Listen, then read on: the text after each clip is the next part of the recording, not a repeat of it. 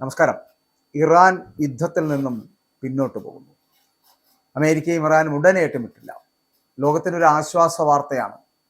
ട്രംപിന്റെ അന്ത്യശാസനത്തിന് പിന്നാലെ ഇറാന്റെ നിർണായകമായിട്ടുള്ള പ്രതികരണം ഉണ്ടായിരിക്കുന്നു. ഒരാഴ്ചയ്ക്കുള്ളിൽ പരിഹാരമുണ്ടാക്കുമെന്ന് മന്ത്രി പറയുന്നു.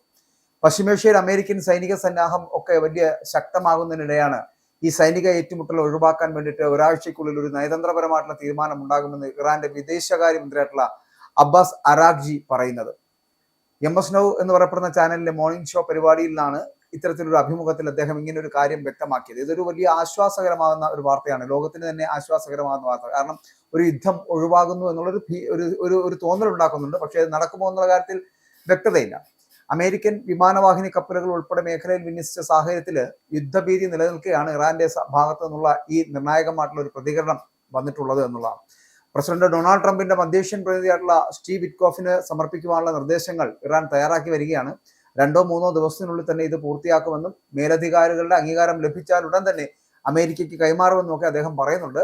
യുറേനിയം സമ്പുഷ്ടീകരണം നിർത്താൻ അമേരിക്ക ആവശ്യപ്പെട്ടിട്ടില്ല എന്നും ഇറാൻ അത് സ്വമേധയാ നിർത്താൻ ഉദ്ദേശിക്കുന്നില്ല എന്നും ഒക്കെയാണ് അരാഗ്ചി വ്യക്തമാക്കിയിരിക്കുന്നത്.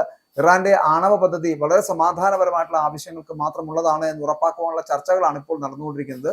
അവർ പറയുന്നത്, ഞങ്ങൾ യുദ്ധത്തിനും തയ്യാറാണ്, സമാധാനത്തിനും തയ്യാറാണ് എന്ന് പറഞ്ഞ അരാഗ്ചി ഈ പ്രശ്നത്തിന് സൈനികപരമായിട്ടുള്ള ഒരു പരിഹാരമില്ല എന്നും നയതന്ത്രത്തിലൂടെ മാത്രമേ ശാശ്വതമായിട്ടുള്ള പരിഹാരം സാധ്യമാകൂ എന്നൊക്കെ പറയുന്നുണ്ട്. 10 മുതൽ 15 ദിവസത്തിനുള്ളിൽ തന്നെ ഒരു തീരുമാനം ഉണ്ടാകണമെന്ന് ട്രംപ് അന്ത്യശാസനം നൽകിയ പശ്ചാത്തലത്തിലാണ് ഇറാന്റെ ഈ നീക്കം ഉണ്ടായിരിക്കുന്നത്. തങ്ങളുടെ ആയുധങ്ങൾ പ്രതിരോധത്തിന് വേണ്ടിയുള്ളതാണ് എന്നും പശ്ചിമേഷ്യയിൽ അമേരിക്കൻ സൈനിക സാന്നിധ്യം അനാവശ്യമാണ് എന്ന് ഇറാൻ ആവർത്തിക്കുന്നുണ്ട്. വരും ദിവസങ്ങളിലൊക്കെ സ്വിറ്റ്സർലൻഡിലെ ജനീവയിൽ വെച്ച് ഇരു രാജ്യങ്ങളും തമ്മിൽ കൂടുതൽ ചർച്ചകൾ നടന്നേക്കും എന്ന് പറയുന്നുണ്ട്. ഇറാൻ ആണവായുധം നിർമ്മിക്കില്ല എന്ന് ഉറപ്പ് നൽകിയാൽ ആണവ സമ്പുഷ്ടീകരണത്തിന് US അനുമതി നൽകുന്ന ഒരു സാഹചര്യത്തിലേക്ക് എത്തുമെന്നുള്ള റിപ്പോർട്ടുകൾ അടക്കം പുറത്തു വരുന്നുണ്ട്. അപ്പോൾ ഇറാൻ ആണവായുധം നിർമ്മിക്കില്ല എന്ന് ഉറപ്പ് നൽകിയാൽ മാത്രമേ ആണവ സമ്പുഷ്ടീകരണത്തിന് അനുമതി നൽകാൻ കഴിയുകയുള്ളൂ എന്ന് അമേരിക്കൻ പ്രസിഡന്റ് ഡൊണാൾഡ് ട്രംപ് അങ്ങനെ ഒരു സാഹചര്യത്തിലേക്ക് എത്തുമെന്നുള്ള റിപ്പോർട്ടുകളാണ് പുതുതായിട്ട് പുറത്തു വരുന്നത്.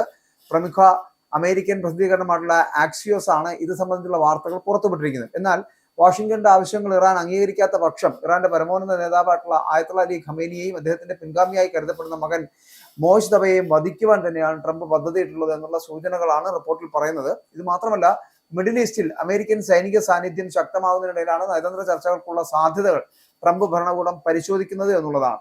ഇറാൻ ആണവായുധ നിർമ്മാണം പൂർണ്ണമായിട്ടും ഉപേക്ഷിക്കുമെന്ന് തെളിയിക്കുന്ന ക്രിയാത്മകമായിട്ടുള്ള ഒരു കരാർ അത് ഉണ്ടാക്കും, അല്ലെങ്കിൽ അത്തരത്തിലൊരു കരാർ ഉണ്ടാക്കുകയാണെങ്കിൽ മാത്രം, അല്ലെങ്കിൽ അത് അംഗീകരിക്കാൻ ട്രംപ് തയ്യാറായേക്കുമെന്നാണ് പറയപ്പെടുന്നത്. എന്നാൽ ഇറാന്റെ ഭാഗത്ത് നിന്ന് നീക്കങ്ങൾ വൈകിയാൽ പ്രത്യാഘാതം കഠിനമായിരിക്കുമെന്ന് മുതിർന്ന അമേരിക്കൻ ഉദ്യോഗസ്ഥർ തന്നെ മുന്നറിയിപ്പ് നൽകിയിട്ടുണ്ട്.